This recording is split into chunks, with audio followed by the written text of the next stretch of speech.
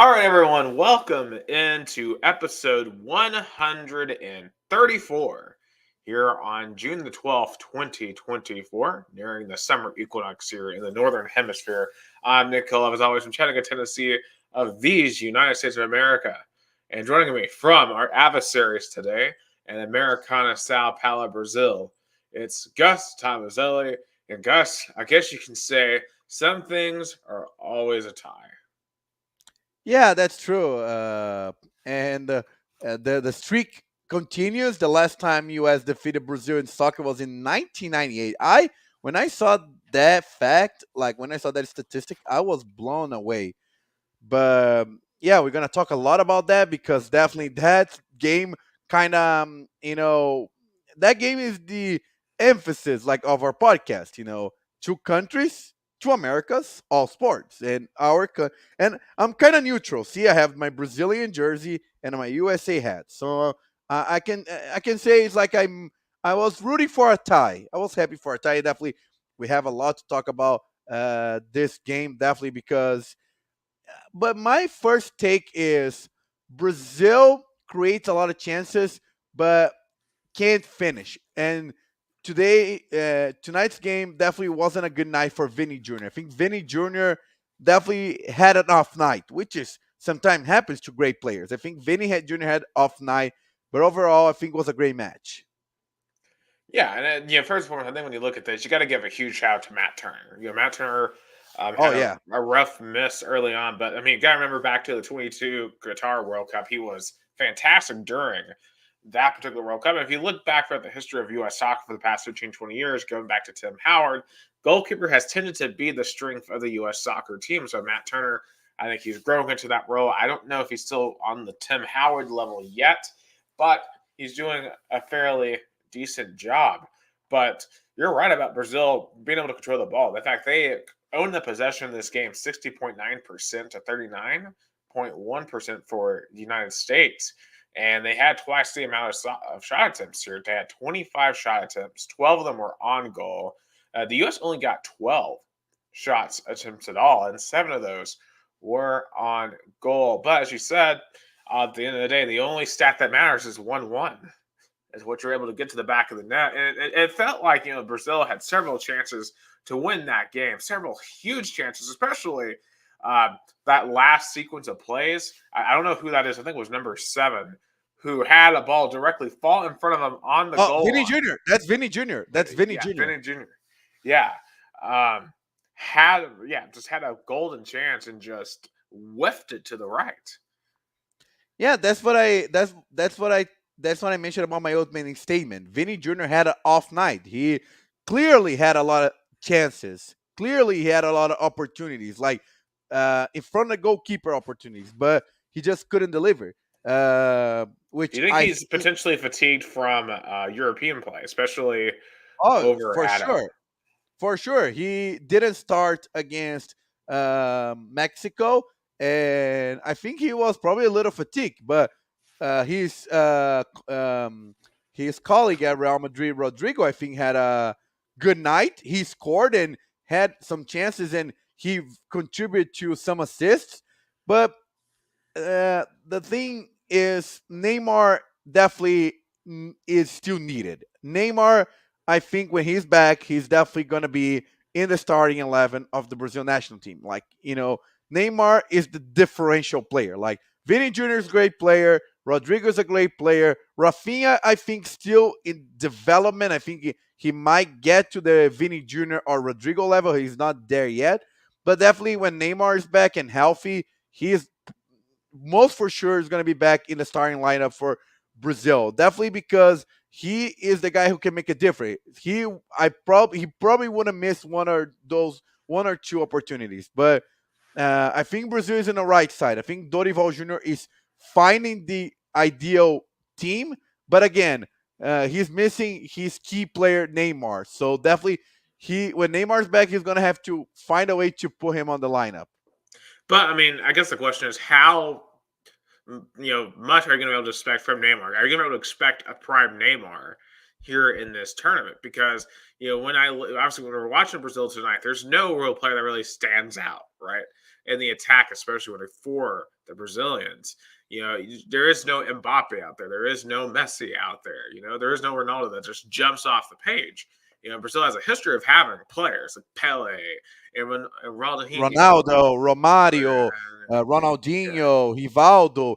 Yeah, I definitely agree with you, Nick, and that's why I still hopeful that Neymar can bring the level of 2015, 2016, even 2017 level of play. I know that is a slim chance because he had two major injuries in the last 3 years.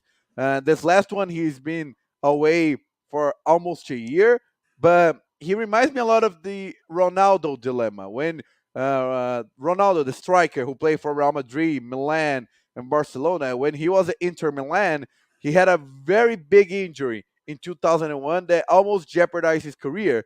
But when he returned, he was the main player that brought the 2002 World Cup to Brazil. Maybe Neymar can be that. Maybe Neymar recovers from the injury and uh, be the star that everybody expects from him and kind of lead Brazil to another title. yeah. I mean, when you say that 2026 is probably his last shot, Yes, yes, I agree with you. I think 2026 is the last real shot of Neymar getting a World Cup. I agree with you. I think by 2030 he is probably going to be the K part of the career, right? He is probably going to be back in Brazil, maybe in Flamengo or Santos, but I think in his prime definitely is his last World Cup. right? And one thing I was definitely interested to watch is Endrick coming on there around the 65th, 66th minute because we've talked about him a lot. That's my first time really watching him live, and you can tell the dude's very quick on his feet. But I mean, you can still tell he's developing. He's not fully there, but if he fully develops, he could emerge into one of those players that jumps out on the TV. Because I was definitely watching him specific, carefully, just because I was wondering, could he deliver some heroics there down the stretch? Yeah, like he did against Mexico on Saturday, where even though he's not tall, his height he's short. He was able to score a very beautiful header to a game-winning header against Mexico. I guess tonight he had an opportunity, but Matt Thunder was just had an inspiring night. But everybody has to remember, Hendrick is only 17 years old. He is now going to play for Real Madrid, or even I don't know if he's going to play for Real Madrid. Maybe he is going to be loaned for another Spanish or European team that is maybe uh, in second division.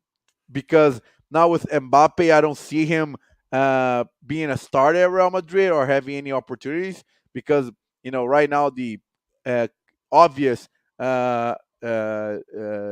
offense for Real Madrid is Mbappe, Rodrigo, and Vini Jr. But I think Endrick has one key thing that he stands out. He's not afraid on the big spot. He is aggressive. He is like, give the ball to me. I like the big spot, the big game, like Right, he and was that's with something you can't Palmeiras. teach. Yeah, Right, and the fearlessness is something you can't teach, and he was only going to get better. So I was impressed with what he saw there. We're talking about the American side. Of course, Christian Pulisic. Of course, it's funny that the TNT commentators up here they called Endrick the Wonder Boy when he came in, and of course the Americans have our Wonder Boy and Christian Pulisic. Although he's been on the team now for years, so he's no longer a Wonder Boy.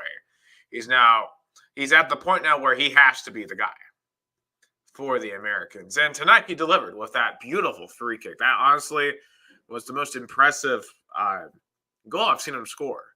Um, but I have to point out something. Allison made a mistake. The way he made the barrier clearly gave a clear space for Pulisic to find the spot to kick. But but even with that, like clearly was pure talent from Pulisic.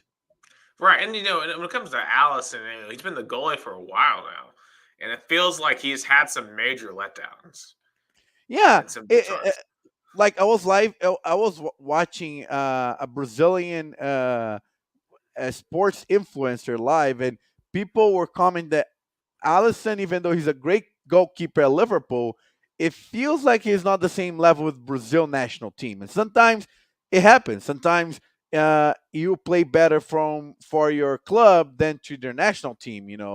Uh, but eh, but he's still the best goalkeeper Brazil has. He's been time and time again elected the best goalkeeper in the Premier League. In the I think he's in top spot, and but Brazilian fans still don't clearly 100% trust him. Right. I mean, like, who else is? Who else do you guys even have behind him? Ederson from Man City, Weverton from Palmeiras, uh, and even right now, Corinthians goalkeeper Carlos Miguel might be transferring to Nottingham Forest, which you know will give him European opportunity maybe to think about Brazilian national team. But I'll say uh, I think Allison is still in a better shape than Ederson, but I think it's fair to say that Brazilian fans are a little bit of skeptical of Allison. So basically, he's like the Kirk Cousins of goalkeepers. Yeah, yeah, you can say that. Yeah, that's true. Like he's a good player, but the fans just don't trust him. I think definitely because he was the goalkeeper of two Brazilian World Cup eliminations. When you are connected to some failures, you might not be 100% embraced. Right. I'm just curious, going back over to the U.S. team, obviously Pulisic gets the goal. Kind of, what did you think about just the organization of the team tonight? Because it felt like early on, I mean, the first 10 minutes, right, they were getting some pressure. They were creating some opportunities, but then there for about the next couple of minutes afterwards, leading up to the Brazilian goal, they just looked discombobulated beyond all heck on the defensive side, and just I don't know what we were doing on the back line that led to the Brazilian goal. Like it looked like we were cheating up, and I don't know why we were doing that. And I think it led to a more conservative approach later in the game. Yeah, I think like between the minute number 8 up until Brazil scores at the minute 16, U.S. had a lot of trouble connecting from defense to offense. When U.S. had possession in on defense, uh, they couldn't connect for their lives from defense to offense. And if you see the whole play for the Brazilian goal, the beginning of the play is Matt Turner trying to do a kick to the offensive side, but Brazilian I think was John Gomes recovered really quick because US was just all over the place in terms of midfield. I even told in my broadcast that I was doing earlier that it looked like US had two blocks, the defensive block and the offensive block. The midfield felt like a big empty space, and Brazil noted that, and that's why they scored because, for example, Matt Turner tried to kick to the middle, and there was no players there, and that's why Brazil recovered the ball and found space to score. Yeah, and it kind of turns into one of the big things I wanted to talk about here. There has been, at least in the U.S., a ton of criticism of Greg Berhalter, the manager for U.S. team. I've been personally calling for him to be fired. A lot of other people have been calling for him to be fired. Speaking of like the midfield thing, do you think that's more players not knowing where they need to be, or like is that a coaching decision that led to that? I think US right now feels like an identity crisis since Jurgen Klinsmann left in 2017, because US feels like running coach after coach, and still fans don't see a clear path to an improvement. It feels Right. like there's going to be probably in the World Cup they will advance to the second round. They're going to find a way to be maybe I'll say second in the group stage, but that even though they might be play their hearts out, they will be eliminated by a European team in the second round in the playoffs. So, and we discussed that on our on our WhatsApp group that it feels like US needs to find a top European coach, maybe to develop some tactics, improve, because US players have a lot of physique, have a lot of strength, had a lot of stamina, but they don't have organization on the field, and that's clearly on the coaching side. Yeah, I guess my concern now, we're 2 years away from the World Cup. We've been talking about this since the beginning of this podcast. We've been talking about this back since we were on Rock Solid Sports about how the 2026 World Cup is going to mean everything for American soccer. And I am getting very concerned that we're going to completely blow this opportunity. Uh, and I have to Because wonder. Yeah, go ahead. go ahead. You have to wonder. Yeah, I just have to wonder if it's too late. Like if you were to get rid of Bull Halter and bring someone else in, first one was who would that coach be, and two, have we made our bet already? Can you fix the identity crisis in 2 years? First of all, if this Copa America is a great test, US needs to at least advance to the group stage and maybe past the second round, because you're playing at home. Copa America, you don't have any European teams, so the level is not the same. Even though, uh, you know, U.S. clearly struggle with South American teams, like with Colombia today. Because also funny, like a lot of commentary, a lot of the comment in Brazil was like, since U.S. Was try to play equal, try to confront Colombia head to head, and they just got obliterated. They tried to do a more conservative approach today. It felt like Greg Benhalter was like, I I can't lose this game. I need to save my job. Yeah, I mean, you could definitely tell some of that. And as you said, it's probably going to come down to Copa America. But you just have to wonder too, how where is the U.S. Soccer Federation? Because I mean, obviously, everyone on Twitter can complain and complain, but it feels like the Soccer Federation is a completely different thing. Like, for example, they were bragging about the fact that their attendance in Orlando was a record for U.S. Brazil. But then you look at the crowd; it's majority Brazilian fans, which of course makes sense. I mean, you literally took me to a Brazilian restaurant in Orlando. There's a huge community there, and you know, Yeah, yeah. You like saw first. how are we growing the U.S. here? Yeah, you clearly saw firsthand how strong the Brazilian community is in Orlando. You went to a Brazilian steakhouse where the servers did not speak English, and Mhm. they didn't need to, because the 95% of their customers are Brazilian. That's why there were a lot of Brazilians in that game. I'll say the crowd was like 60-40 or 55-45 Brazilian fans, US fans. And Right. I guess they can brag about that because they say, "Oh, it's the growth of the game. There's more fans." But you clearly point out they are kind of misleading the fact, because of course there are a lot of fans. When Brazil is playing in a city where there's a big community, of course they're gonna go. I lived that in two opportunities. Even one of them was in this city, Orlando, in 2016. When you live abroad, especially for many years, like a lot of people do in Orlando, when the Brazilian national team comes to play, even though it's a friendly, you go, because you get to experience your country. You get to see, listen to your national anthem. For at least 90 minutes, you kind of feel a little bit at home.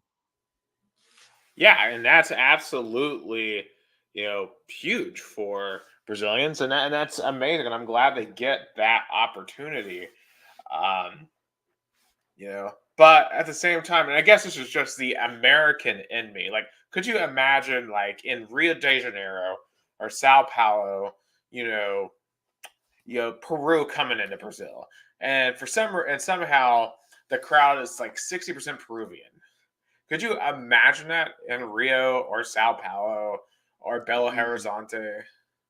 You know, I would say if was like maybe if Japan and Brazil played World Baseball Classic in Brazil. There will be a lot of Japanese people because of the community. But it's not fair to compare because Brazil, like the whole South America, is huge in soccer. So it's kind of and a lot. And I know U.S. is a melting pot in terms of Right. so there's no other country. There's a melting pot like U.S., especially with a lot of South and Central American people.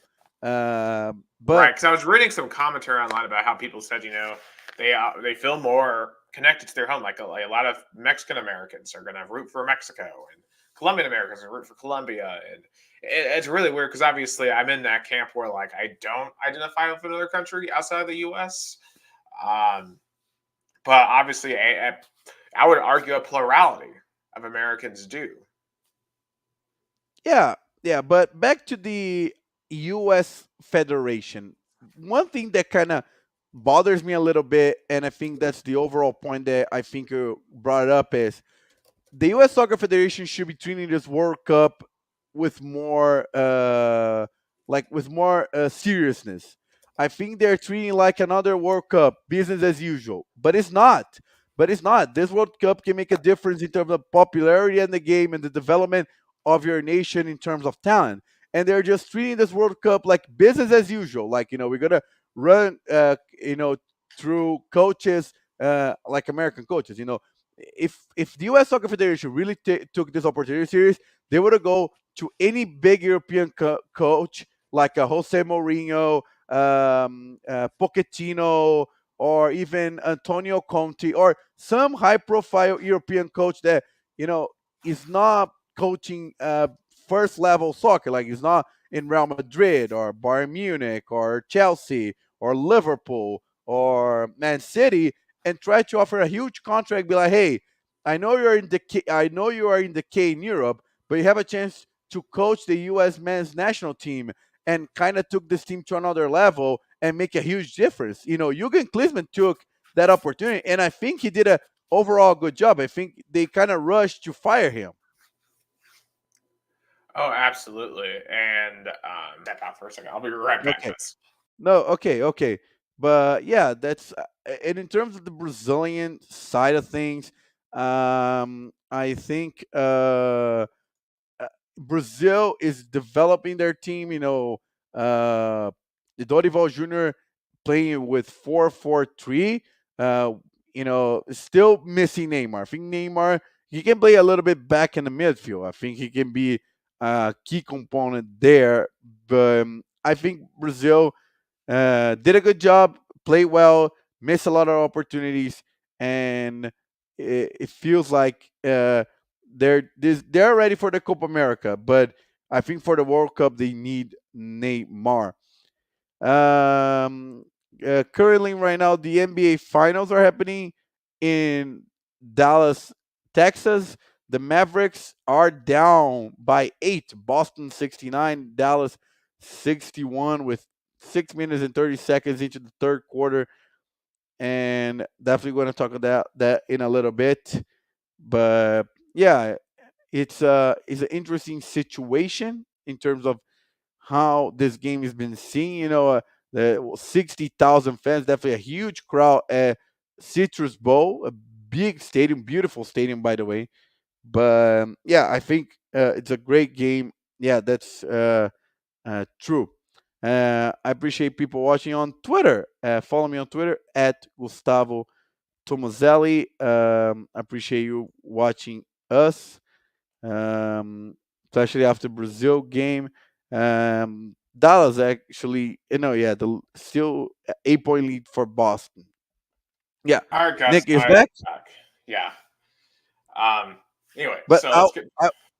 yeah, I was just saying that but what do you think about my point about bring a top European coach that is not coaching in the big teams in Europe to try to change a little bit the landscape, especially the 7 years since Jurgen Klinsmann left.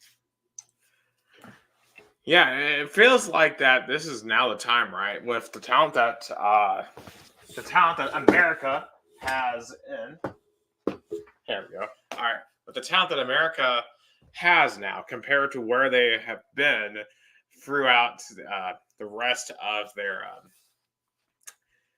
soccer history. We're now really truly in the first generation that grew up with the U.S. soccer team as a consistent World Cup contender. Because we have to remember the U.S. was not consistently in the World Cup until 1990 on a yearly basis, right? We made the first one in 1930, went to 1950, and then for 40 years didn't go to the World Cup at all, and soccer was a complete afterthought in this country. But now we have a generation of players that have grown up with soccer being a major sport. And it feels like the U.S. has the resources, should have the money to go out and get a top tier coach, as you mentioned, like a Jose Mourinho. And I know he just went to Fenerbahce in Turkey, but now's the time. Like I feel like the U.S. should be the type of job that a coach should dream of, because it's not like you're going to have like extreme pressure, because it's not like Brazil or a lot of European countries. So it's not going to be the toughest job in terms of pressure. But if you bring America a World Cup, you're a legend in this entire country. I think there's a name that just came on the top of my head. Jurgen Klopp. He just left Liverpool. He won many trophies. He won FIFA Club World Cup, Champions League, Premier League, FA Cup.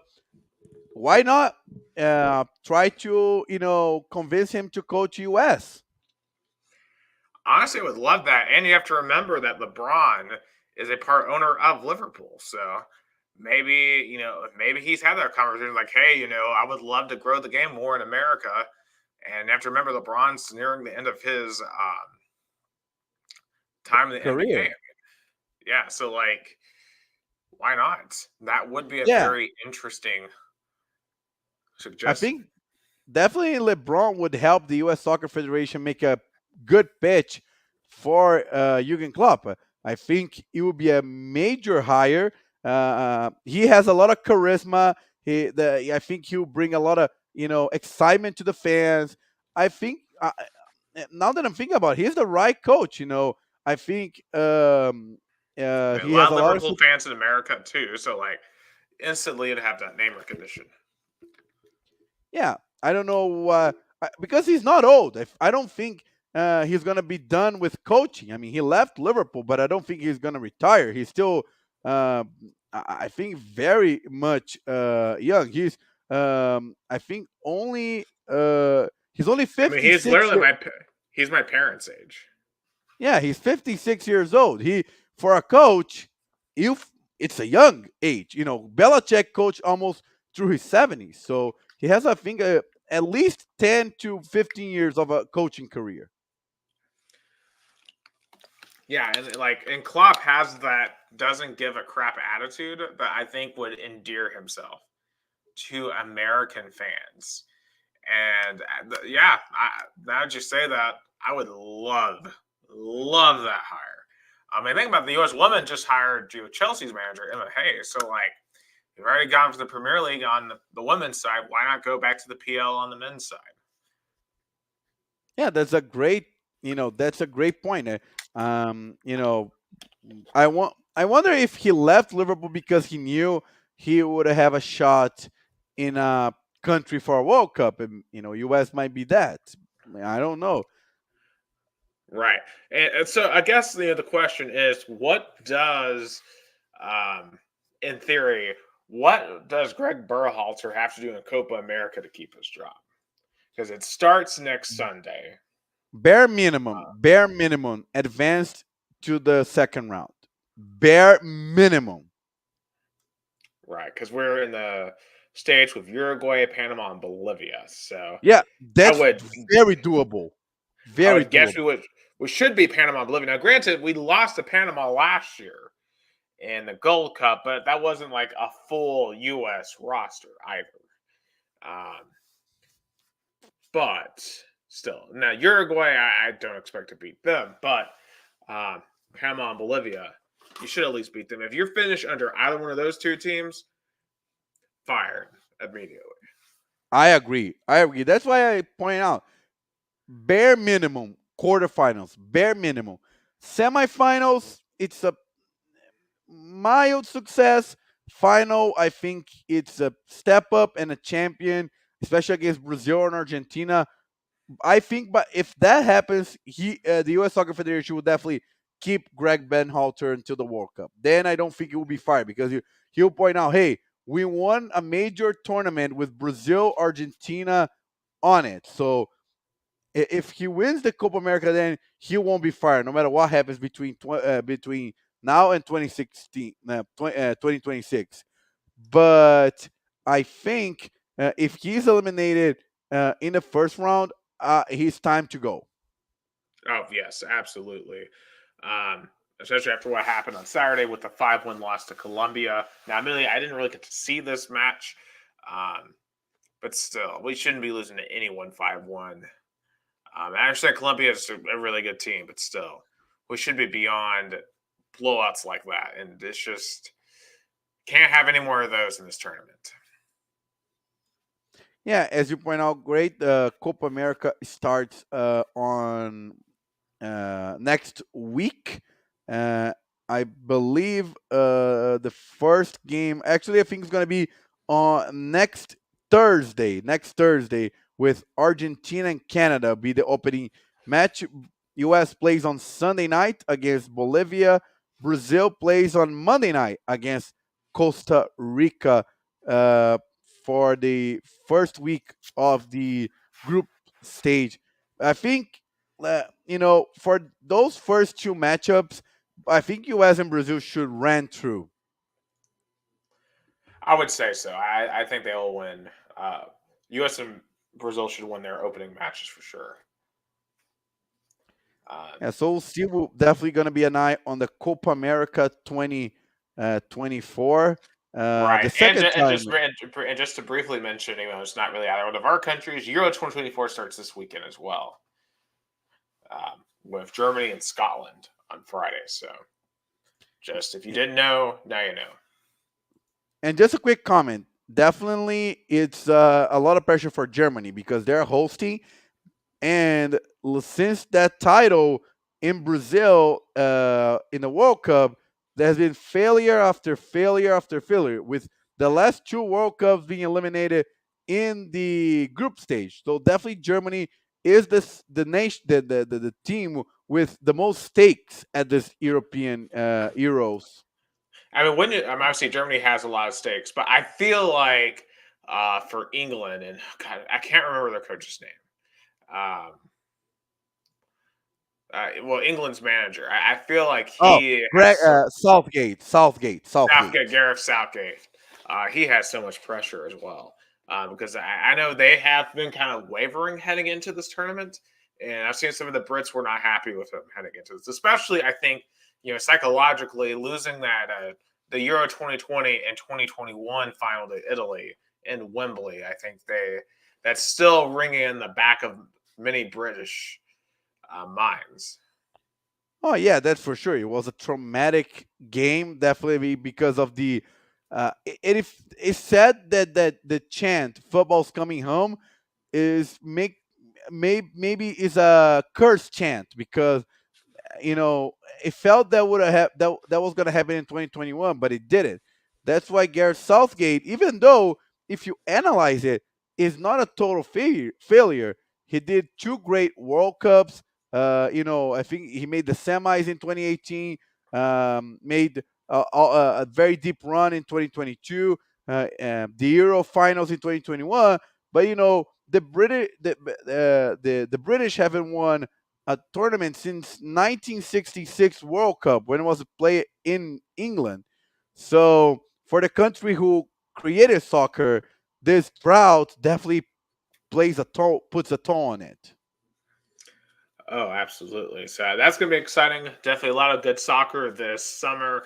Of course, the Olympics coming up here in a few weeks. So huge, huge international tournaments. But I do want to head down to Brazil to see what's going on, just on on the national level of things.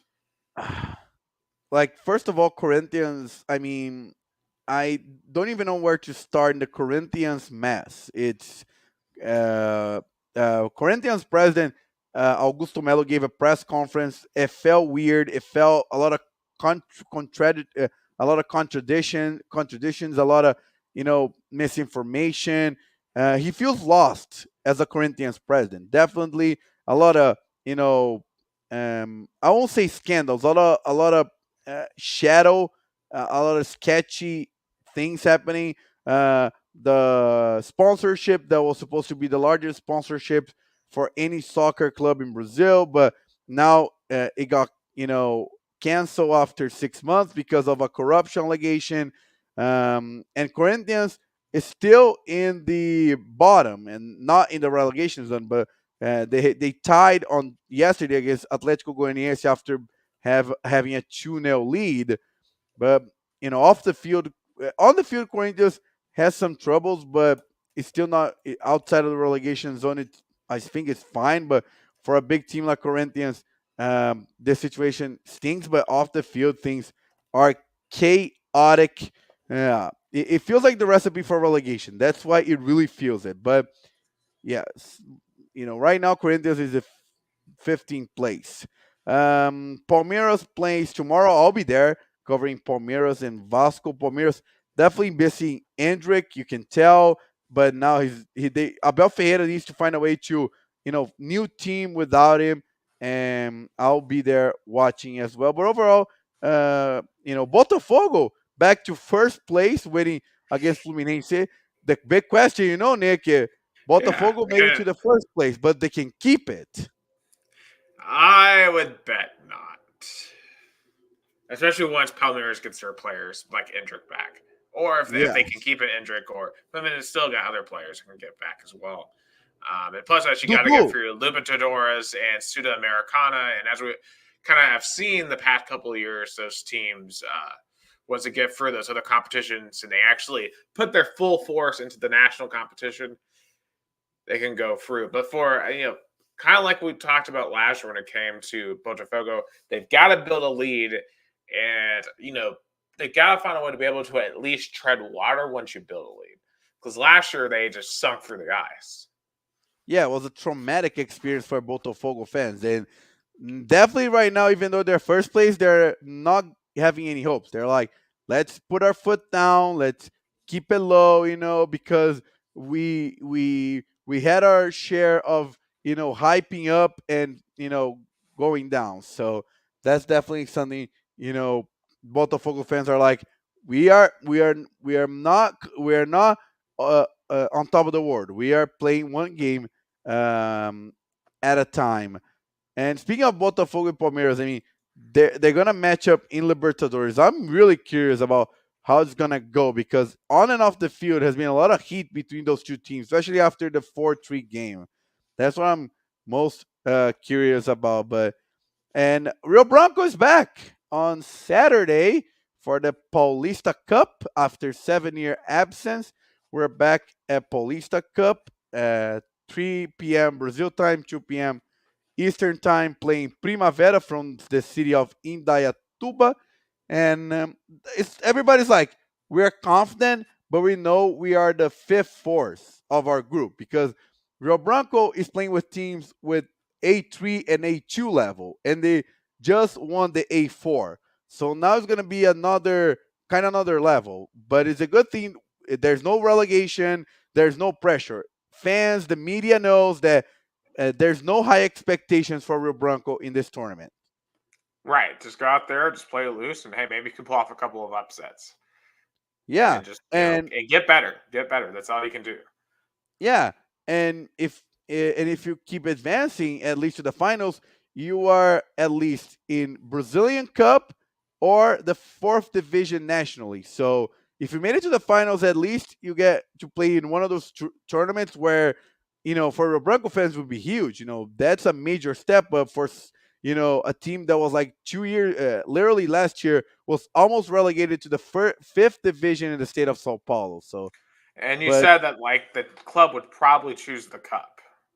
yeah, they probably choose the cup because of the financial incentive. There's more reward. There's more money for the team playing for the Brazilian Cup than to the fourth division, the Serie G in Brazilian side. But That's I was joking about. That's a good problem to have, but right now we cannot think about that. We're thinking about one game at a time, and Saturday will be the first Rio Branco game in Paulista Cup, restarting, like continuing the 2024 season, which so far has been magical. We are the champions of A4. Absolutely. And good luck to them. Good luck to y'all. And hopefully, can we still watch it on YouTube? Because I'm assuming this is Yes, different than. yes, Okay, yes. You'll be cool. able to watch on YouTube at the Paulista Federation YouTube channel. Absolutely. Um, yeah, so let's kind of transition back over here to the United States. But we still have some soccer. We got more soccer because Jason and I, because Jason, was on our last podcast, who visited me here for over this past weekend. We actually went to the Chattanooga Red Wolves game. Went to see them play Ford Mass, and actually hadn't been to a Red Wolves game. And I just want to talk about the experience because I feel like if the Red Wolves are going to succeed long term in Chattanooga, they've got to improve things. First and foremost, the stadium's kind of out in a gravel lot by the interstate. There's really nothing around it. Not the easiest to find. And frankly, the support group is not the best. There was a handful of people with drums, but like it, just not great. Um, and yeah, and the team itself definitely is struggling as well. They lost that game to Ford Madison 1-0. Um, and you could tell that's just they just have a lot of holes as a team for sure. But hey, still it was cool to check them out. I need to go to a CFC game to compare which atmosphere is better. I have a feeling the Chattahooligans probably do it a little bit better over at Finley Stadium, but still, it was cool to see the Red Wolves. I mean, I've been to many and some CFC games. I've been to the historic game against Real Betis, uh, against even on the road. If I mean, I know it has been like almost 7 8 years that I've been to a Chattanooga FC game, but when I went to see them several times, their fan base impressed me. They are passionate. They are intense. Oh, absolutely. And I have a feeling, as I said, they were the original soccer team here, and they just have more fans, I would think. There's also some political stuff with that, but at the end of the day, it was cool to see him. And also, it was cool to meet, I believe his name was Tim Trick, the backup goalie for the Red Wolves. He knew Jason from his time at Indy 11. And additionally, I forget the other guy, but there's a guy that Jason went to school with in Louisville that played for Ford Mass FC. He got in the game late. So uh, it was cool to see them. And I'm glad I'm glad we were able to go do that. And of course, Jason, he went on to go see Indy 11 take on Birmingham, and they won that game. So I know he was very happy with his trip, soccer wise. But additionally, from Chattanooga, there's some exciting news today that involves Chattanooga. So FIFA has released the first edition of their online team base camp brochure, which means this is basically the cities that teams can establish their homes away from home while they're here in the U.S. in 2 years. And Chattanooga is on that list. They were talking about they could train at the Baylor School, which is a ritzy private school here in Chattanooga. They could stay at the historic Reed House downtown, a very nice hotel along MLK and Broad downtown. And this would be insane. I certainly hope someone chooses to stay in Chattanooga. I would imagine it would be one of the teams that would play in Atlanta, but still to at least play a tiny part in the biggest event in sports, even if we're not playing any games in Chattanooga, is pretty cool. And I'm proud to see Chattanooga to be on this list. I remember when Brazil hosted the World Cup, and there was a lot of debate where there was going to be those camps for the nations. Americana had some chances, but it kind of blew it. There were some talks, but never came true. And some cities in, I think, São José dos Campos was a camp. There were some cities in the state of São Paulo that were camps, but yeah, everybody's excited about that because, as you point out, you're, even though you're not hosting any games, you're hosting a team that'll be part in this major event. So a So little like bit of, So when do we have a chance to go see them train? It depends on the nation. I remember there were some nations that were very open, especially the African, Oceania, maybe a European team. There's no high profile, but high profile teams, I think that's really really hard. I'll say Right. And I would imagine Chattanooga will probably get a smaller nation here if we get one, it will but it be just it will be depends.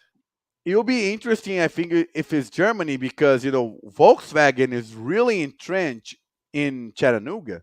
Right. Even tonight during the game, Volkswagen was running ads around the field and it said, the ID4 made it in Chattanooga. So, hey, Chattanooga getting that international exposure.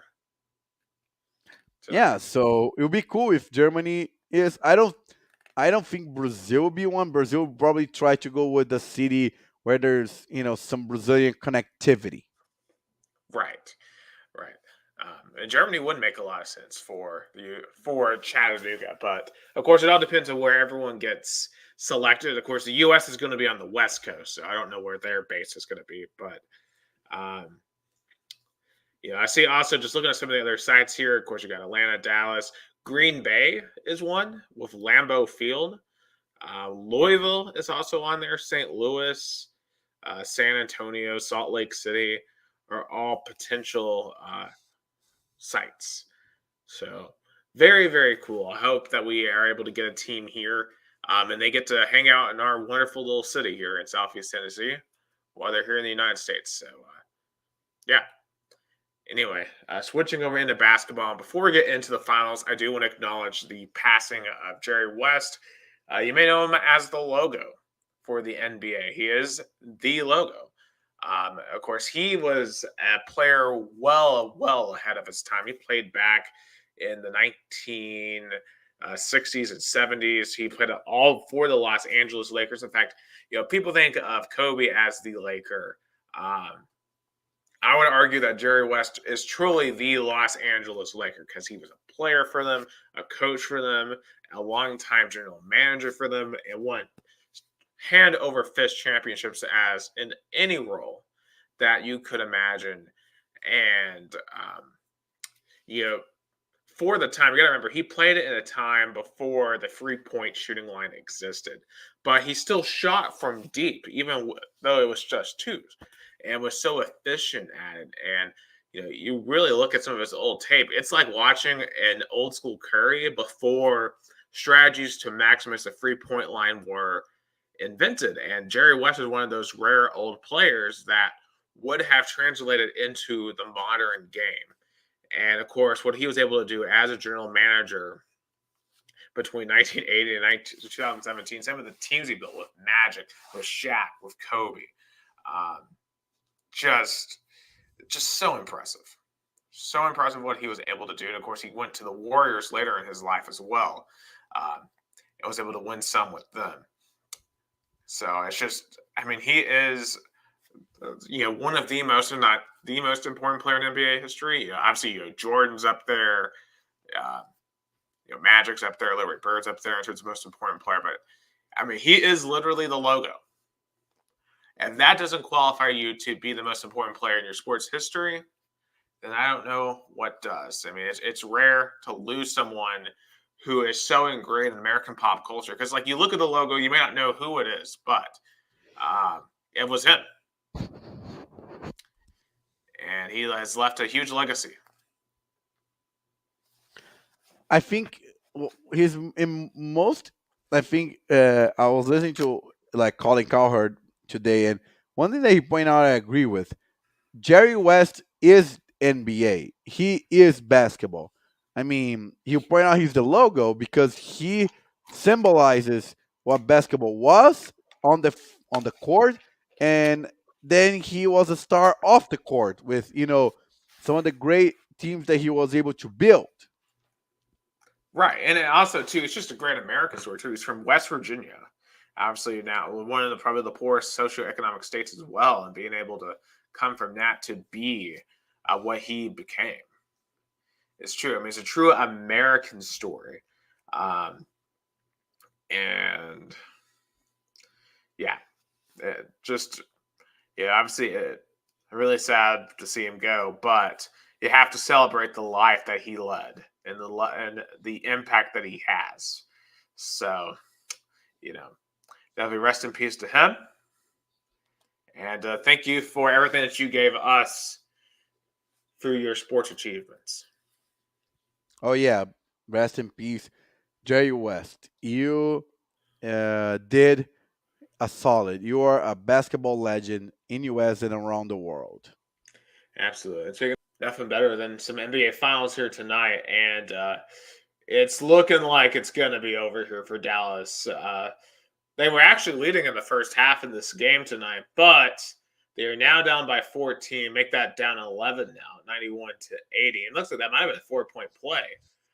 But yeah, but Boston is up by double digits right now, and barring a miracle comeback, which of course with Luca and Kyrie, you can't count that out. But they're going to need to make something happen because it's looking like Boston's about to take a chokehold on this series. Boston dominated game one. It was a bit more of a competitive game too, but they were still able to pull away late, and they're trying to pull away here. I don't know really what Dallas can do outside of just hoping for miracles from Luca and Kyrie, but I don't think you can count on four straight miracles in this series. At the end of the day, Dallas is running out of gas because their roster is not as deep as the Celtics. So probably they might, if you have a sweep or gentleman sweep, Mark Cuban should really look into this roster and like we need to add more players that can be role players. Right, and I'll say this: I don't think Dallas was expected to be here this year. I don't think with this roster they thought they were going to be in the NBA Finals. But you're right; like if you're going to win at this level, think about this: Kyrie and Luca tonight have 26 and 27 respectively. That's 53 points. The rest of the team has 27. The rest of the starters have 15 points. You can't win like that if you're Oh, you getting just no can't. help. Meanwhile, I'm not saying necessarily Boston has much better, but Tatum has 27, Jalen Brown has 24, but still Derek White has 11. Drew Holiday has 8, Fort Horford has 9. So it's a good chance that all of the starters are going to be in double digits by the end of this game. Yeah, I mean Dallas is in a 10-0 run, but I don't see them, being a 20-0 run or even putting making this game even. I think the Celtics are gonna, seal the deal. They might lose game 4, but it won't pass game 5. Yeah, I would agree with that. And I feel like it kind of sucks because it's another anticlimactic NBA Finals. We talked about last week how the week off really felt like it took the momentum away, and now we just have an uncompetitive finals. Um, and I felt like the first part of these playoffs were awesome, but it feels like um, we're just not sealing the deal here at all. Yeah, I agree with you. I think, um, yeah, that's the thing. Like, I, I think the game that the Mavs needed to win was tonight, and it doesn't look like that. Absolutely. Speaking of another team here, now it's bad enough right now to be a Lakers fan because you're watching the Celtics probably heading to an NBA championship, but you try to swing for the fences and get the back-to-back national championship winning coach of the Connecticut Huskies, Dan Hurley, to leave stores to come to you to coach LeBron in his what would be his final year, but Dan Hurley turned down a $70 million contract to stay at Connecticut. And now what for Los Angeles? Reportedly, they might try to go and interview JJ Redick, who you have to remember is LeBron's podcast buddy. So I think the Lakers, that was their only shot. But even then, I think Hurley 100% made the correct decision. Oh yeah, I think Dan Hurley definitely has way more downside of going to the Lakers than uh, staying in college. He just needed to call LeBron James about that because uh, just kind of the situation because to talk about how this Laker roster is so limited because LeBron mortgaged the future and the payments are starting to kick in. Right, especially when he forces the Lakers to take Bronny here in the draft next week. Like, I mean, and we all know when we look at it, Bronny shouldn't be drafted, but he's going to be because LeBron's going to make sure he is. Yeah, he's gonna pull some strings, like how he's connected and very powerful in the NBA. Absolutely. So good job, Dan Hurley. And if he really wants to go to the NBA at some point, honestly, I think he should go to the Knicks one day if Tom Yes, Thibodeau leaves. So that would be perfect because he's a Northeast guy. But very I smart play agree to with him, you. and Connecticut will be back, I would think.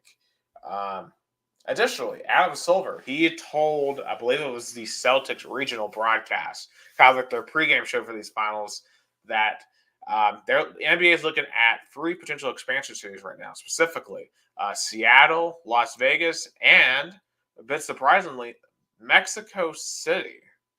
Um, can the NBA, for first and foremost, sustain two more teams? And would Mexico City make sense for the NBA?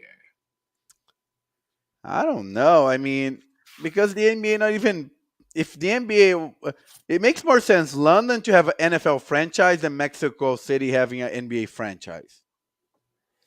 Right, because we have seen football now, multiple football games a year in England, and people show up for it. So, like, we know there's an audience for American football in England. Is there an audience for basketball in Mexico? We don't know. Yeah, So, and it's not necessarily like Toronto. Oh man, it's a 6 point game, by the way. Oh, we might have a game after all in Dallas. Um, but when you look at the other two, Seattle, yeah, give them back the Supersonics. I mean, that would right some wrongs there. And Vegas has proven. I mean, they're getting, outside of Caitlin Clark, they're getting the highest attendance in the WNBA just as a team. So um, Vegas will show up for an NBA franchise, and they have the T-Mobile Arena already. So we already have the arena. Seattle already has an arena too. You just need teams there. yeah. I think Seattle and Las Vegas are no brainer about having an NBA franchise. I think Mexico City, I would at least think about the possibility when you play consistently NBA games there. Absolutely. But speaking of Caitlin Clark, did reference her just a second ago. Another week and another controversy. This time, she was left off of the U.S. women's basketball team.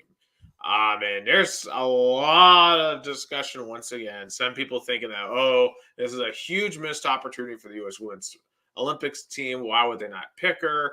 To other more people trying to say, oh, there's more further evidence of an agenda against Clark. But others saying, well, she's just not one of the 12 best players right now. Where do you land on it? Come on, Nick. I mean, it's so foolish because everybody knows that Caitlin Clark did not need it to be a starter, but she's definitely has Olympic level play. I think it was just kind of nitpicking. Well, okay, I'll say this because I'm actually going to defend the Olympic team here. First and foremost, like Caitlin Clark has had a lot of struggles so far in the WNBA. She's not been playing at a top 12 player level so far. Two, every player on that team is over the age of 25, and Caitlin Clark's only 22, so like she still has a lot of room to grow as a player. And three, when they were doing the training camp for the U.S. women's team, she was at the Final Four. So, and like they usually don't take college players. So, for this to be merit based, Caitlin Clark hasn't earned one of those spots. But I can see where a lot of people are like, yeah, I'm not going to watch the games because, I don't care about women's basketball if it's not Caitlin Clark. And that's what we're seeing also in the WNBA because I also mentioned that when Indiana went to the Washington Mystics last week in DC, it set a WNBA attendance record, which just goes to show that these people trying to pull wool over your eyes, saying, well, the rise in popularity of the NBA is not just about Caitlin Clark. Nonsense. It's primarily about Caitlin Clark and the audience that she brings in. And yeah, for the U.S. Women's Olympics team, the ratings are not going to be as high because you don't have Caitlin. But the expectations are still there. Yeah, I would expect the U.S. women's team to win no matter what. And the men, we'll have to see. I'm not as convinced the men are going to be as great. I will say it's a 3-point game now in Dallas. The Mavericks are in contention, to say the least. So there you go with all of that. Yeah, but in terms of the Olympics for the men's, it was a great assembly of players. But for example, European nations are way more developed than 20 years ago in terms of basketball.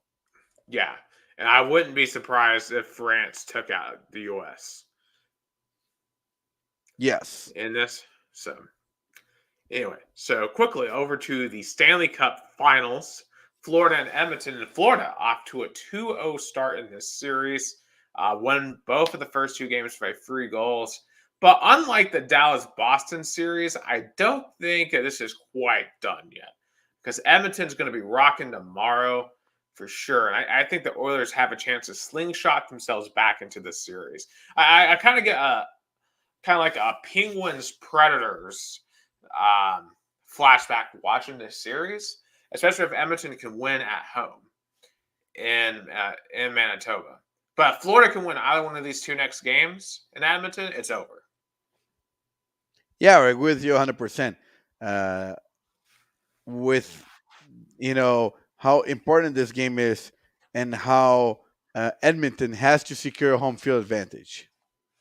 Oh, for sure. But definitely a lot of pressure on Connor McDavid tomorrow as the Stanley Cup Finals make a return to Canada. All right. I can't believe we're actually an hour in and we haven't spoken a single word about the Vols, but here we are. Vols baseball. The Baseballs had a totally stress-free Super Regional. I'm actually lying. It was actually very stressful because we had to deal with the Cinderella, the pesky Evansville Super Aces of the Missouri Valley. And you got to give Evansville credit. They gave us a run for their money. Of course, Vols won game 1, 11-5, but it was tied in the 5th inning. And then on Saturday, Evansville, when it looked like they were down and out, down 4-1 early in the game, they came back and punched us in the mouth and went on a 9-1 run, won 10-5, or got up by 10-5. And then the Vols tried to make a miracle rally at the end. We fall just short, sending us to a game 3. And then the floodgates open on Sunday evening. Literally, we were delayed by an hour because of a thunderstorm in Knoxville. And then the floodgates just went nuts on the Vols offense. And we finally settled down against their offense and won 12-1 to get to Omaha. And while I'll say this, you can't take making it to Omaha for granted, right? Like, it's the third time in 4 years. It's only the 7th time in program history. I can't say, though, I was happy with the play I saw over the weekend. Yeah, I think the Vols maybe cut a little bit loose, but took care of business. And definitely this trip to Omaha definitely different than the one in 2021 because of expectations. Right. And it was certainly nerve-wracking. There was a thought heading into Sunday like, oh my gosh, there's a chance that we could be victims of the biggest upset ever in college baseball. And I tell you, the fear I had in the back of my head all day Sunday heading into that game was insane because it's just like, man, the memes and stuff on Twitter, like, it would be way worse than that elimination against Notre Dame. It would have been way worse because it's Evansville. And then, of course, I spent all week last week making fun of Arkansas losing to Southeastern Missouri and Vanderbilt losing to High Point. I can't have my team then turn around and lose to Evansville. And plus, it was just the reason why they lost game 2. The defense was horrible. I mean, the errors they were making in the outfield, like the dropped balls, the missed throws, like it which was so uncharacteristic. and that kind of thing can cost college World Series. Absolutely. And I just almost wonder if they got too loose there, especially in game two, and kind of just lost track of how they got there. And they really settled down in I believe it's the fourth or fifth inning. Really the fourth inning there of game three. Remember, because they had the bases loaded, Evansville. We were up like 4-1, and Xander Sechrist was able to get out of it. And once we were able to get out of that, it was game over. Because then we were just Evansville never threatened like that ever again. Yeah, yeah. And Saturday was a off game, but they took care of game three, and it's gonna be a very very hard matchup against Florida State. Absolutely, especially considering that Florida State is coached by none other than the coach of that 2022 Notre Dame team, Link Jarrett. And just how much does that play into this to this game right here? Yeah, I think it plays some, but not many. And I think they're ready for the College World Series. I think the Vols are ready, and they have to fix a lot of mistakes that can cost the College World Series champion. Right. So let's kind of look at the path here for Tennessee. So, the way the College World Series works is you have two pools, and it kind of works like regionals, right? So, of course, Tennessee takes on Florida State Friday night. The first game is North Carolina and Virginia. So it's Tennessee versus the ACC. Um, Meanwhile, on the other side, you have Kentucky versus NC State, and you have Texas A&M versus Florida. So it's 3 SEC, 1 ACC. So you literally have 4 ACC teams and 4 SEC teams, no other conferences, which is insane to think about, just how two conferences run college baseball. And yeah, it's just super interesting um, to see that. And it's going to be interesting to see like all the storylines here, because obviously, when Tennessee being the 1 seed, can they break the 1 seed curse? Can they break the glass ceiling to get that national title? Of course, you've got Kentucky, who are the new kids on the block. What can they do? Texas A&M, they're trying to return as a baseball power. And then Florida being the team that shouldn't have been here, but getting that huge, like insane win on the road against Clemson to get here. And they obviously are extremely talented as well. It's just nuts to uh, to really think about. But in terms of predictions, man, I don't know. This is really hard because I'm gonna be honest. I think we actually lose opening night to Florida State, and Yeah, I think UNC beats Virginia. So I think we play Virginia in the losers bracket. I think we beat them in the losers bracket. I think UNC beats Florida State. And then I think we beat Florida State to get to the bracket final against North Carolina. And I'm going to call my shot. I think we win twice against North Carolina to advance to the national title. Meanwhile, down in bracket 2, I think NC State beats Kentucky. I think Florida beats Texas A&M. Then Texas A&M beats Kentucky in the losers bracket. I think NC State beats Florida. Then I think A&M beats Florida. And then I think NC State will beat A&M one of the two times to then set up an NC State Tennessee national title. And that gives me Tennessee in 3. yeah. Like Tennessee definitely going to have a really tough bracket. I think Florida State. I definitely agree with you. They might lose this one, but they probably gonna win Virginia, and maybe I think with UCN, University of North Carolina, but it's gonna be a tough matchups. Oh, absolutely. It's really hard to predict. That's just my stab at predicting. I doubt they'll be anywhere close to correct. But that's one potential path for the Balls. But defense has got to be stronger. Pitching has got to be stronger. And from an offensive standpoint, you're not going to be able to rely on home runs the same way in Omaha that you can in Knoxville. It's a bigger park. Got to be able to manufacture runs otherwise, because all 12 runs we scored in game 3 were home runs. So hopefully they'll be able to figure something else out. And the one last thing I want to mention about the baseballs, did you see Tony Vitello's rant? Oh, I saw it. Oh, I saw it. He was not having it.